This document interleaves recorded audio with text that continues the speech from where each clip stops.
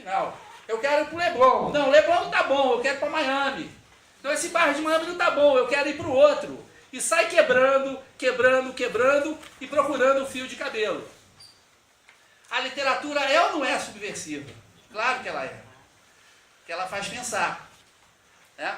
Ela não quebra o encanamento do vizinho. Né? Ela quebra os nossos encanamentos. Ela vai tirando as nossas ideias do lugar. Com um texto pequeno. E que na verdade é agradável. Né? Vocês viram à vontade, agora não tem mais ninguém rindo. O texto é engraçado, que o humor faz parte disso. Que o humor é o humor do absurdo. Né? Mas ele está criticando um absurdo que é muito maior. Então vocês viram, isso é um exemplo. Deformou totalmente a realidade, mas numa situação que teoricamente não ocorre, literalmente não ocorre, ninguém fica procurando o fio de cabelo exatamente, né? Mas permite a gente pensar uma série de práticas da nossa sociedade, da nossa vida. Isso tá? é um livro fantástico? Isso, esse autor é do realismo fantástico. Isso é um exemplo de realismo fantástico, sim. Né? Agora, tem outros textos do Cortázar que são mais isso. Tem um garoto que está tirando o coelho pela boca. Aí você tem que ler o conto, mas por que ele está tirando o coelho pela boca? Né? No realismo fantástico, as coisas mais fantásticas, como essa de procurar o fio, elas aparecem como naturais. Ele naturaliza, da mesma maneira, o Gabriel Garcia Marques. Tá? Porque como é que você vai escrever um livro realista sobre o que acontece na América Latina? Não dá, ninguém vai acreditar, não é isso? Então você tem que fazer um negócio fantástico e tal, e depois te explicar, não, mas é mais ou menos isso que acontece na verdade. Né? A nossa história é difícil de contar do ponto de vista realista. E agora chegamos ao nome da palestra, para finalmente, né, eu fazer jus à minha água gelada, que é... Para que serve? Brincadeira, tá maluco? Para que serve a literatura? Pô, ela já puxou tanta orelha de vocês, vai para puxar a minha também. Ela é boa nisso. Bom, eu vou começar de novo com... Não, eu não vou começar com a... Eu não vou começar com... Peraí. Eu pulei um texto. Ih, Marcos Alves. Pulei um texto do papel. Não. Peraí. Calma, deixa eu ver aqui.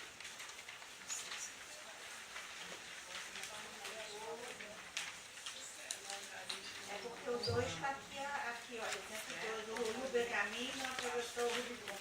Ah, tá, isso mesmo. Está aí atrás. Tá. Está atrás, assim. Vamos para o Lulu Bergantin, porque o Lulu Bergantin não atravessou o Rubicon, que é o exemplo 2 do que é literatura. E está aí no final, tá? Como anexo. Tá como se fosse a página 6. Tá? Exemplo 2, acharam?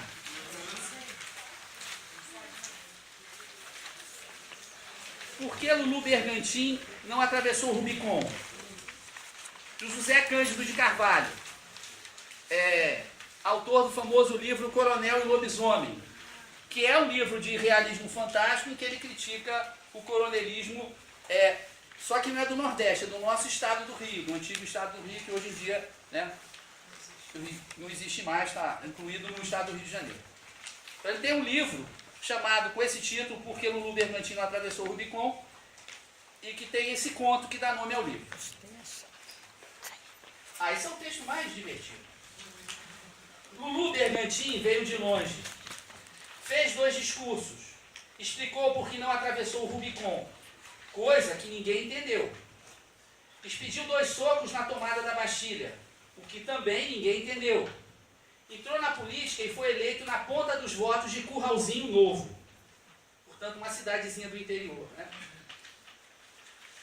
No dia da posse, depois dos dobrados da banda Carlos Gomes e dos versos atirados no rosto de Lulu Bergantin pela professora Andrelina Tupinambá, o novo prefeito de Curralzinho sacou do paletó na vista de todo mundo, arregaçou as mangas e disse: já falaram, já comeram biscoitinho de araruta e licor de genipapo, agora é trabalhar.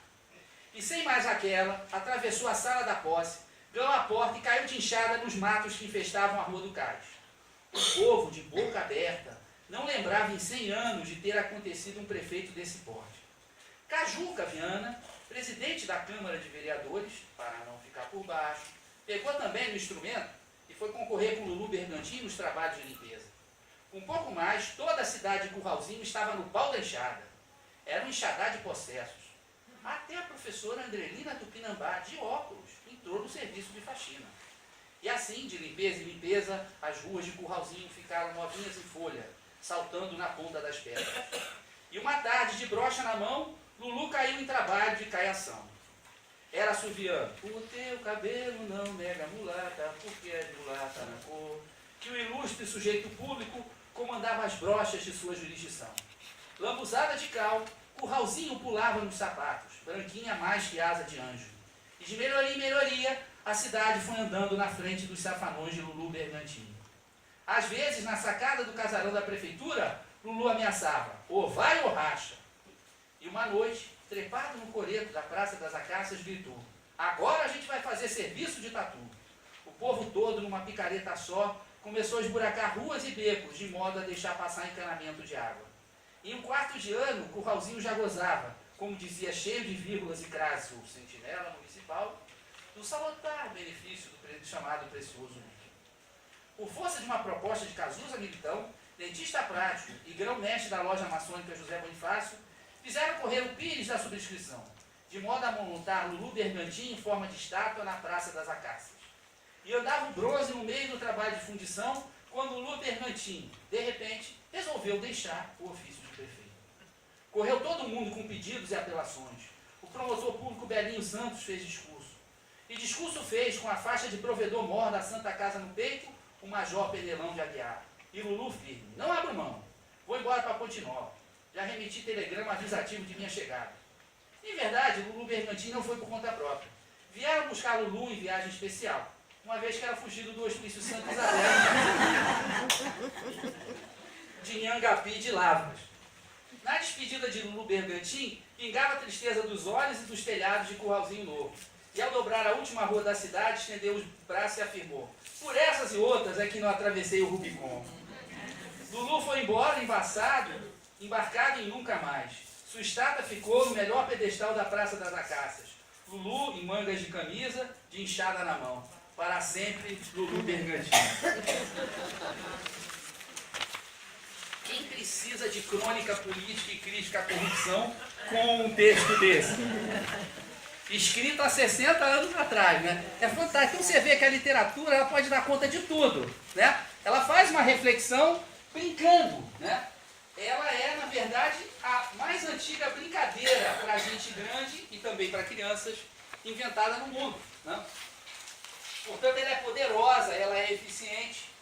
E agora a gente pode passar para o famoso para que serve. Para que serve a literatura. Vou começar, que é o item 3, está na página 4. Tá?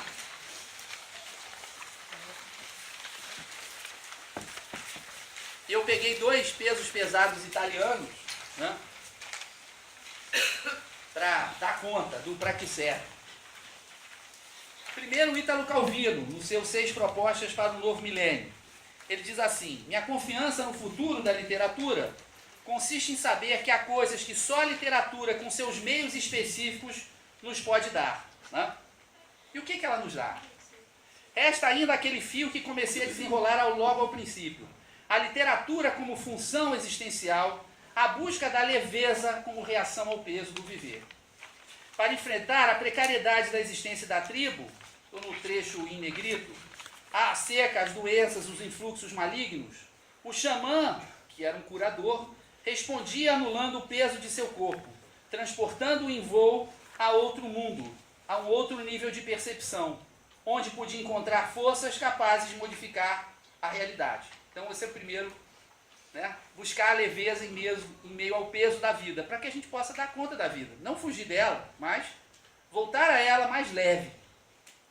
Mais leve também em termos de ideias, de raciocínio, de inteligência. E agora um comentário do Humberto Eco, que é engraçado, porque é um cara que é um crítico literário, um professor, um teórico da literatura, que escreveu livros acadêmicos a vida inteira, né? E vai ser conhecido como o cara que escreveu O Nome da Rosa, que virou filme, né? Porque porque foi uma obra literária. E aí as pessoas, né, têm paixão por essa obra literária. Então ele diz assim: conta a lenda, e se não é verdadeira, é pelo menos uma boa história, que certa vez Stalin perguntou de quantos batalhões o Papa dispunha. Ou seja, não tenho medo do Papa, né? Eu tenho exército, eu tenho tanque, eu tenho avião. Eventos subsequentes, o Stalin morreu e depois teve na própria União Soviética, muito antes dela acabar, teve um acerto de contas em que se falou mal do Stalin, né? Está se falando mal do Stalin durante 50 anos já, ou 60, né? E o Papa continuou. Depois de um Papa teve outro e tal, né? O Papa hoje em dia pode até se aposentar, né? É interessante. Eventos subsequentes nos demonstraram que, embora os batalhões sejam importantes em determinadas circunstâncias, não são tudo. Existem forças não materiais que não podem ser medidas precisamente, mas que mesmo assim têm peso, né? Como, por exemplo, durante a ditadura, né, aquela canção do Chico Buarque, Apesar de Você, virou um hino. E pelo jeito vai ter que continuar o hino ainda durante um bom tempo, né? Você podia até prender o músico, você podia buscar o disco nas lojas, mas não adiantava, todo mundo já tinha aprendido, né? E muita gente tinha um disco em casa, não dava para fazer uma batida em cada uma das casas para procurar onde é que o disco estava. Ia ser que nem esse negócio do fio de cabelo, né? Ia ser pior do que o fio de cabelo. E entre esses poderes intangíveis, eu gostaria de incluir o da tradição literária, ou seja, o poder da rede de textos que a humanidade produziu e ainda produz não para fins práticos, como registros, comentários ou leis e formas científicas, atas de encontros ou horários de trens, mas ao contrário, para ela própria, para o desfrute da própria humanidade, que são lidos por prazer, edificação espiritual, alargamento do conhecimento, ou talvez somente como passatempo, sem que ninguém nos force a lê-los, exceto na escola ou na universidade. Tá? Bom, vamos então ao exemplo 5, que é a última folha que vocês têm aí.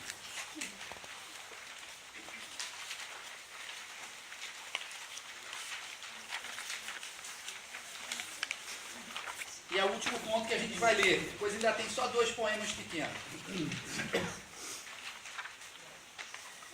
O texto se chama Cerâmica. Na última folha, esse. Exemplo 5. Cerâmica, de João Zanello Carrascosa. João Zanello Carrascosa é um paulista do interior de São Paulo, professor de literatura, sobretudo contista, e eu considero, embora vocês sabem, não sou professor de literatura, mas enquanto leitor, um dos maiores escritores brasileiros atuais. Tá? Para mim, ele é o rei da delicadeza. Rei não, porque rei não é uma palavra delicada, mas enfim. Ele é a delicadeza encarnada em palavras. Esse conto, então, se chama Cerâmica. É um homem olhando uma mulher, a mulher olhando o homem, né? É a mesma cena, só que contada por 2 pessoas diferentes. Isso já é antigo. A Virginia Woolf tem um livro chamado As Ondas, que são uma série de acontecimentos, essas ondas, contados por 6 pessoas diferentes. Né? Então tem o garoto beijando a menina beijando o garoto, tem a visão do garoto que queria beijar a menina, a visão da outra menina que queria beijar esse garoto, e por aí vai. Né? Bom, então agora é o homem falando. Ela estava no gramado, aguando as plantas, em frente à casa que dava diretamente na estrada por onde eu vinha. O sol da tarde figurava em seu rosto como se nele encontrasse a moldura perfeita, e a euforia dos pássaros, pressentindo a noite iminente, me bicava a consciência.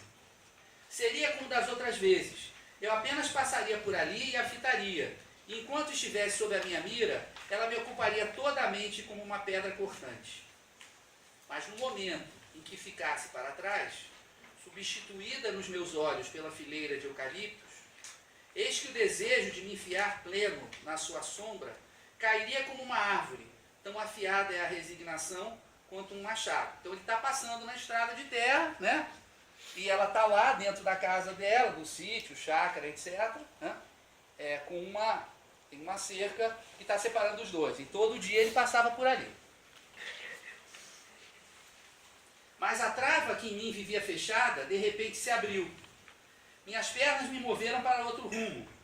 E se antes eu a via pelos vãos de uma cerca de arame farpado, agora a via entre o vazio dos moirões, à espera de alguém que os ultrapassasse. Se calculava errado ou não, só me restava avançar. Ao contrário de Átila, e longe de ser uno, já me sentia mesmo dividido entre o que eu fora a vida toda e o passo que dava aquela hora. E cumpri então ser um homem a pisar no seu gramado, e eu floresceria a seus pés, embora não soubesse nada dela, senão que a via todas as tardes ao voltar da olaria, sempre ali, como um sinal de que a máquina do mundo girava a suas pás, indiferente à minha existência. Quando me aproximei, a relva que ela regara me molhou a barra da calça. O verde ondulou em meus olhos, e tendo-a tão fresca ao alcance dos lábios, eu nada lhe disse, apenas a olhei como se olha uma vida inteira. E seguindo para a porta da casa que me chamava para cruzá-la, ouvi o rumor de suas sandálias atrás de mim, sabendo que se movia com o vento dos meus moinhos. Como um Ulisses, meu corpo sabia mais daquela casa do que minha mente, e fui me levando pela escada à planta de cima, e encontrei o quarto eleito, onde o sol se infiltrava pela janela com displicência. Deitei na cama e a esperei, e se ela entrou logo em seguida, pela primeira e única vez, sei que nela me entrei para sempre.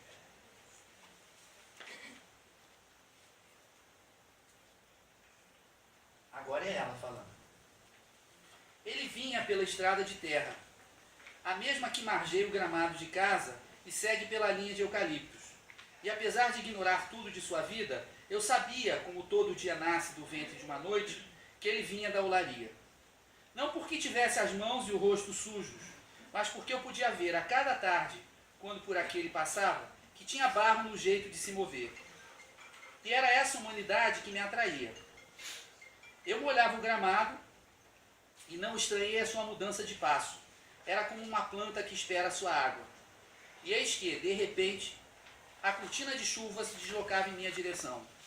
Ao redor, o silêncio se escoava em gotas, engolido pelo canto dos pássaros, aquela hora de volta ao ninho, excitados pela escuridão que em breve se instalaria. Continuei a rega, fingindo que não percebera a sua alteração de rota. Mas como a árvore a brisa, apesar do tronco rijo e inerte, todo o meu ser se agitava. O que era galho em mim ondulava, e subia e descia à superfície o meu desejo mudo de sereia. Ele fala de Ulisses, parece sereia. Então ele saiu da estrada e se acercou de minha relva úmida. E eu pude captar o que a terra sentia a cada um de seus passos. A sua coragem resoluta, porque se o instante era de areia movediça para nós dois, foi ele quem o pisou primeiro. E me pareceu, ou foi meu olhar que depois ele atravessou seguindo para a porta de casa, que o sol ainda vivo e rastejante tentava morder seus pés no calcanhar, mas como a sombra de Aquiles a barra da calça o protegia. Sem saber se havia alguém comigo ou lá dentro, e antes de subir as escadas à minha frente e deitar-se na cama, parou e me olhou de forma tão intensa com sua vista verde, esculpindo-me de uma vez como se tivesse a vida toda se habituado à minha argila. Fui no seu encalço, as sandálias seguindo um mapa que ele desenhava no meu próprio terreno. E quando me deitei sobre ele, saí de mim, totalmente, como quem sai de dentro da pele. E atirei-me de lado, feito uma roupa, para nunca mais deixar de ser a outra em que me transformei.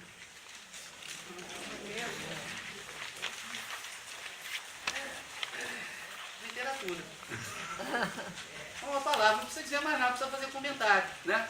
O Guimarães Rosa, no Grande Sertão Veredas, ele tem uma passagem, Riobaldo, que está narrando, né, a história, esse velho senhor que se tornou fazendeiro, e que está arrependido, e que está cheio de remorsos, e que está cheio de mágoa, porque ele trocou o amor da vida dele pelo poder.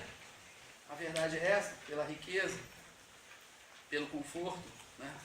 Foi atrás do fio de cabelo com um nó no meio, e passa a vida inteira lembrando do grande amor da vida dele, que é de Adorim, né? Até o final da vida ele quer, porque quer construir uma narrativa que dê explicação, que faça sentido do que aconteceu, né? E tem um determinado momento que ele diz que ele está lá com o de Adorim, tem um breve momento com ele, diz assim, não, esses, segundo o compadre Quelimane, são os nossos momentos, né? Os outros pertencem às outras pessoas, né? Quando entre duas pessoas, independentemente do sexo, idade e tal, elas têm um momento próprio, um momento que é só delas. um momento que não pertence ao mundo, um momento especial, um momento mágico. E é esse momento que o Carrascosa teve a delicadeza, né, e obviamente a capacidade artística de traduzir, né, um momento que consistiu apenas num olhar, um momento que não precisou de fala, que não precisou de palavra, mas que pôde ser recuperado pela palavra, recriado, inventado, né, pela palavra, esse momento que um homem e a mulher se reconhecem e não precisa dizer mais nada. E se eles não se reconhecerem mais no olhar, não adianta botar casaco de pele em cima, né, carro novo, tá tudo nesse olhar, né, em que não há uma só palavra, mas que diz absolutamente tudo. O resto das palavras vão ser só para driblar. Não, eu te amo muito, mas olha, perceba o olhar. O olhar está dizendo que ama? Não interessa o que está falando. Né? Então, aqui esse momento só deles dois é uma coisa que está lá no Guimarães Rosa e que aqui o Ozanello Carrascosa constrói muito bem, com muita leveza, mas ao mesmo tempo com muita profundidade, né, com muita força. Bom, e chegando ao final, nosso último item, né, que é a conclusão.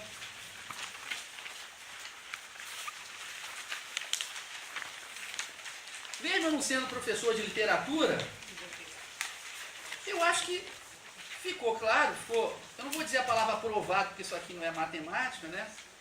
Mas acho que nós experimentamos aqui, nessa 1 hora que a gente está juntos, a gente experimentou o poder da literatura, eu e vocês, né? Cada vez que eu leio esses textos, eu também me emociono, também tenho esses sentimentos, né? Às vezes a gente se emociona mais na segunda, na terceira leitura, isso é fantástico, né? Literatura não é que nem milkshake, né? A gente não enjoa, a gente vai, né, na verdade vai se aprofundando, a gente vai respirando o texto, vai saboreando cada vez mais, digerindo, encontrando novos significados, relacionando esse texto com outros textos e por aí vai, né? E a conclusão, ela é óbvia, né? A literatura é, sim, um dos direitos humanos, talvez um dos mais importantes, né? Porque ela tem essa capacidade de nos humanizar. Da onde deriva o grande mal contemporâneo da sociedade brasileira? Do maniqueísmo, certo? O maniqueísmo era uma seita lá muito antiga que falava que tudo se resumia a bem e mal, certo? Algumas seitas, hoje, né, evangélicas, acham que tudo se resume a bem e mal. Ou é de Deus ou é do diabo. Nós tivemos uma campanha política que era tudo bem e mal, praticamente dos dois lados, né? Então, o que a literatura faz? A literatura vai além. Eu costumo dizer o seguinte: só tem duas coisas que pensam binariamente: o computador e pessoas com inteligência avariada, né? O ser humano nasce com a capacidade de distinguir cores, sons, ideias. Não é possível que ele possa resumir tudo a um aspecto binário. É isso ou aquilo e pronto. Quem não é, né? Você escolhe o seu lado. Quem faz isso é o pessoal lá da penitenciária. Você é comando vermelho, é terceiro comando. Fala isso. Se tu não for nenhum dos dois, a gente te mata que você é pior, você é um traidor. Né? Então, a literatura, ela permite esse enriquecimento da experiência humana, né?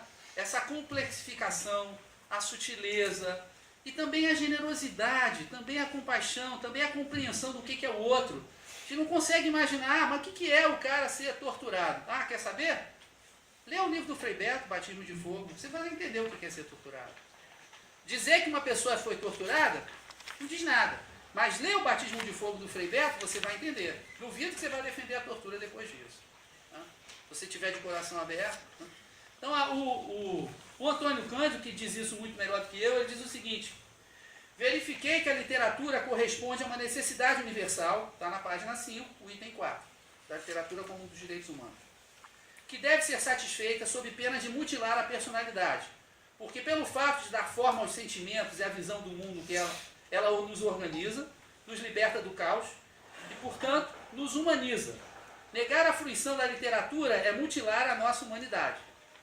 Então, o trabalho que vocês estão fazendo é um trabalho que, além de todas as coisas para as quais serve o trabalho, é um trabalho para formar seres humanos mais humanos, né? Não diria melhores, que melhores pode ficar parecendo que é uma gincana. Não, seres humanos mais humanos. E nesse processo nos humanizando também. Entendo aqui por humanização, já que tenho falado tanto nela, o processo que confirma no homem aqueles traços que reputamos essenciais: como o exercício da reflexão, a aquisição do saber, a boa disposição para com o próximo, o afinamento das emoções, a capacidade de penetrar nos problemas da vida, o senso da beleza, a percepção da complexidade do mundo e dos seres, o cultivo do humor. A literatura, eu acho que os textos que eu trouxe hoje trabalharam isso tudo, né? O humor, complexidade, a beleza, os problemas da vida, né? O afinamento das emoções. A literatura desenvolve em nós a cota de humanidade, na medida em que nos torna mais compreensivos e abertos para a natureza, a sociedade e os semelhantes. E aí, como exemplo desse item 4, eu trouxe 2 exemplos mínimos. 2 picadinhas de alfinete de Paulo Leminski, do poeta curitibano, já falecido, e hoje monumento nacional. Porque a poesia ela tem uma capacidade de síntese fantástica. Em 3 linhas você já tem literatura, né? Domingo, canto dos passarinhos, doce que dá para pôr no café. E o outro verso, só mesmo um velho para descobrir de trás de uma pedra toda a primavera. Cabe a nós, que somos mais velhos, com o perdão dos que são ainda muito jovens, né? E para os quais o conselho que eu daria o mesmo de Nelson Rodrigues, né? O repórter disse, que conselho você daria aos jovens? Ele falou, envelheçam, né? Então, nós que somos mais velhos, deixar o politicamente correto de lá, né? De lado, a gente sabe que já tentaram colocar muitas pedras em cima da nossa primavera, né? Mas que ela sempre saiu lá de dentro. Eu acho que a literatura, nesse momento tão difícil, ela pode ser uma das nossas principais aliadas. Gente, muito obrigado.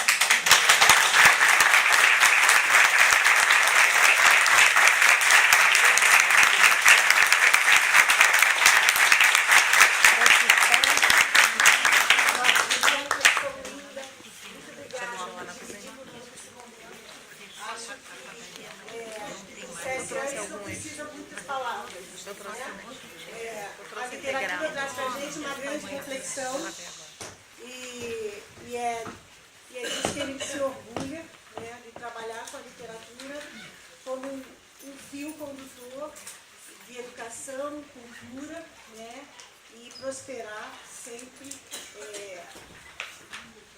o melhor da gente para o outro e o melhor do outro para a gente. Muito obrigada, Marcos. Obrigado a você.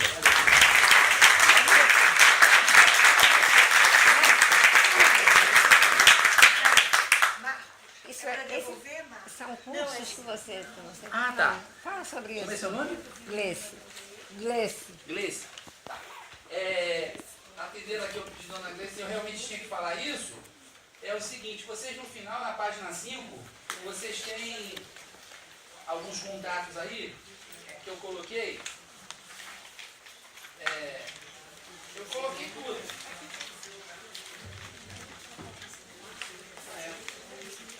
Eu coloquei tudo. Tem o meu e-mail, Marcos Alvito Gmail, logo depois dos poemas do Leminski, né? Tem o Twitter, tem o Facebook, Alvito UF, e tem os cursos da ULA. Quando eu saí da UF, quando eu me alforriei, né? E disse, agora só vou fazer o que eu gosto. Eu resolvi dar cursos livres de literatura. Eu aviso a todos os meus alunos que eu não sou professor de literatura. Mas, mesmo assim, eu falo, eu sou um charlatão profissional. Né? Eu não sou professor de literatura, mas eu dou curso de leitura. Né? Não ficou preocupado em ficar falando de épocas literárias e tal. E, atualmente, eu estou dando 3 cursos. Um grupo de leitura do Grande Sertão Veredas, que é na Lagoa. Um grupo de leitura de 100 anos de solidão, esse trecho do Gabriel Garcia Marques. E o Clube do Conto da Lapa, que eu acho que em janeiro vai mudar para a Rua Paissandu. Né? Então, se alguém tiver interesse, depois entre em contato comigo, tá bom? Gente, muito obrigado. Bom trabalho para vocês. Pessoal, olha só, para quem chegou mais tarde na reunião,